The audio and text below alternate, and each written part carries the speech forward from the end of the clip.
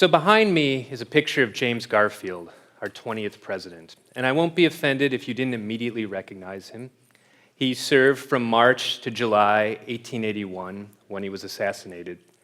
And let's be honest, there were a lot of bearded presidents in the 19th century. Now, he's not that important to this story, but his house is.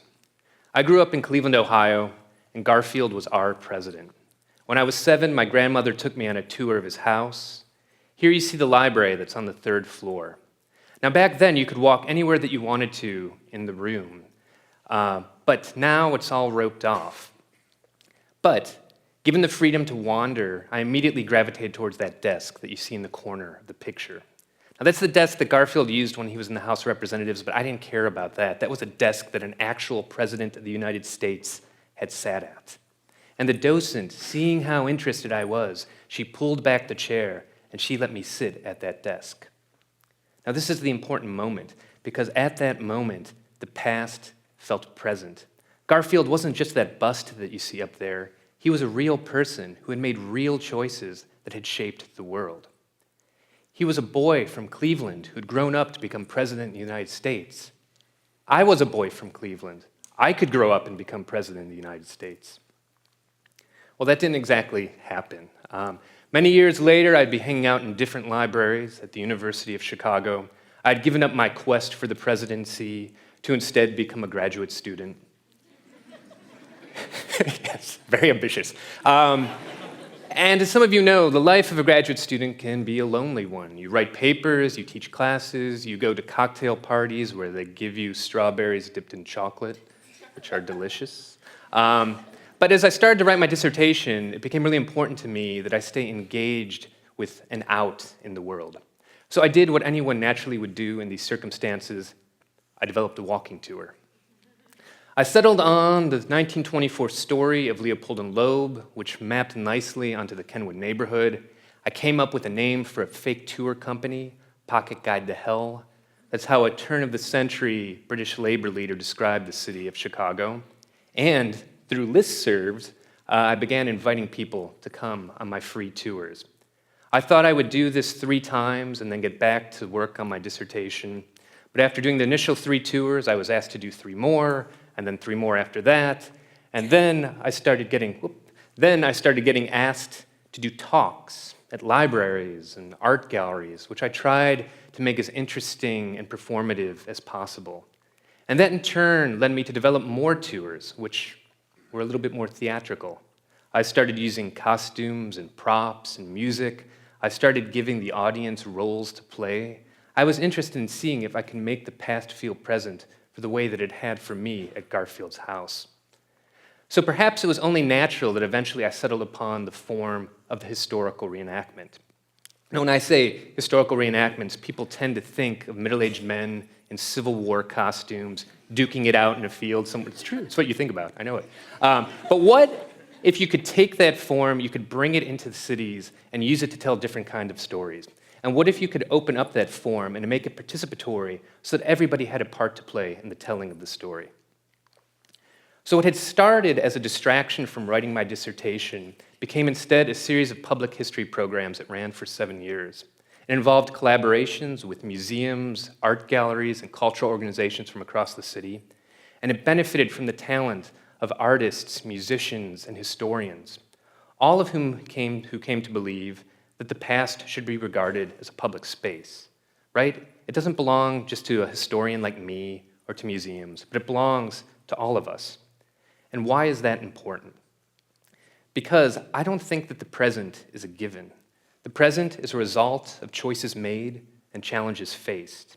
And we can't really understand where we are and what it means and imagine possible futures if we don't know where we've been. So in the time remaining, what I'm going to do is I'm going to give you Pocket Guide to Hell's pointers for creating your own public history experiences in your communities. And I'm going to use our largest and most ambitious reenactment to illustrate these points. April 2011 marked the 125th anniversary of the bombing in Haymarket Square.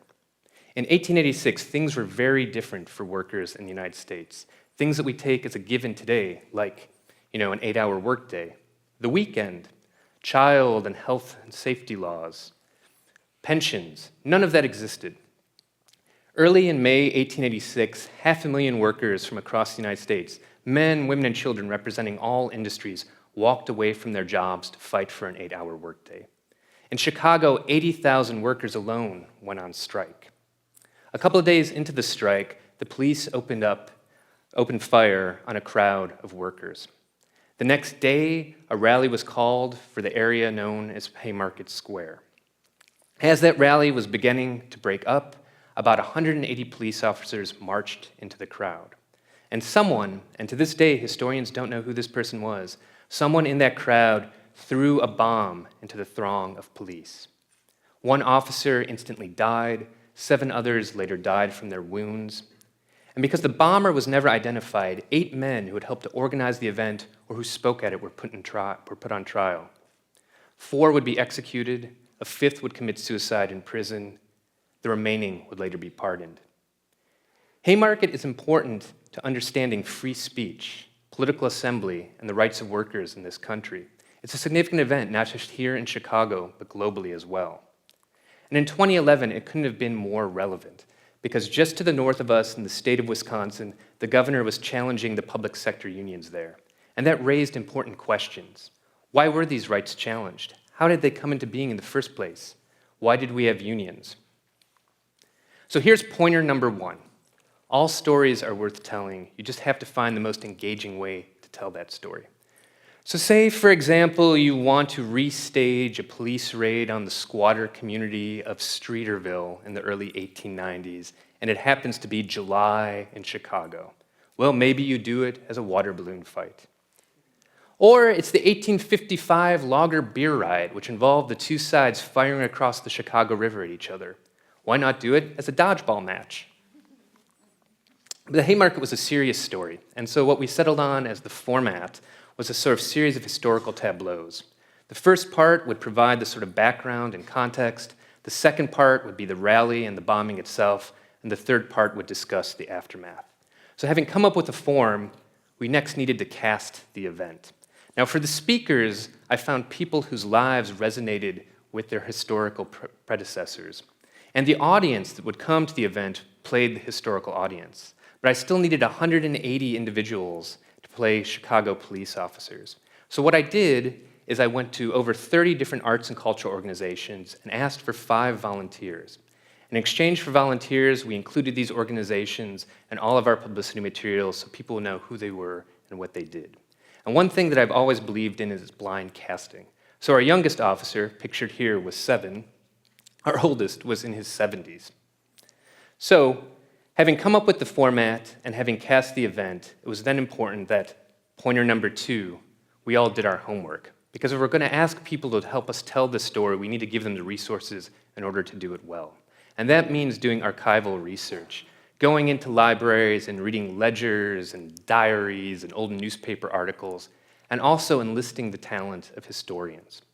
For the Haymarket reenactment, we turned to the city of Chicago's cultural historian, Tim Samuelson, who's pictured here. He served as the program's narrator and helped to stitch together the various parts and help people think through what they meant today. Pointer number 3, recognize the power of place. The past never feels so real as when you're actually standing at the site where something happened. Now, we had to work with the city to actually close off Desplaines from Lake to about 2 blocks south to Washington because the event that we were going to be reenacting occurred at the corner of Randolph and Desplaines. And you can draw out the latent power of place through theatrical effects. So period costumes, right? That's great. Props that could help to sort of animate the experience. We needed to create a bomb. So what we actually did was create 2 separate devices. One that could be thrown into the crowd of our police actors, and a second sort of like a little air cannon that was actually hidden under the coat of one of the officers, which at the right moment shot up a cloud of flour and oatmeal that drifted down like particulate matter. And then music, right? You want to set the correct tone and mood for the experience. And so for the Haymarket reenactment, we enlisted the services of a brass band that could play period songs, but also the musician John Langford, who sang the ballads that were sung by the speakers on the night before their execution. Now, all of these things, the format, the cast, the research, the power of place came together to shape the experiences of those who were involved. And unfortunately, we actually have the record of one of those individuals. Carolyn Picard was one of the 200 people who ultimately volunteered to play a Chicago police officer. And she was tweeting during the entire experience and also later wrote a blog post that kind of captured her reflections. Her tweets are hilarious to read because all she can focus on is when is this thing going to start?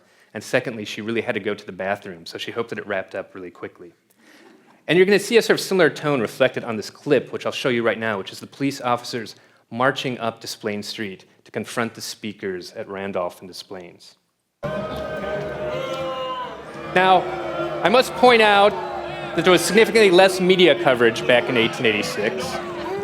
The facial hair ratio is more or less accurate, but the sunglasses are somewhat anachronistic. Please continue to move around this way. And the speaker actually had to kind of call them in. There were so many people that they actually had kind of trouble getting to where they needed to be for their mark. As I said, we wanted 180 people, we got 200, so we ran out of costumes. So that's why there's some guy just in a random shirt, but that's okay. And a guy with a backpack, but whatever.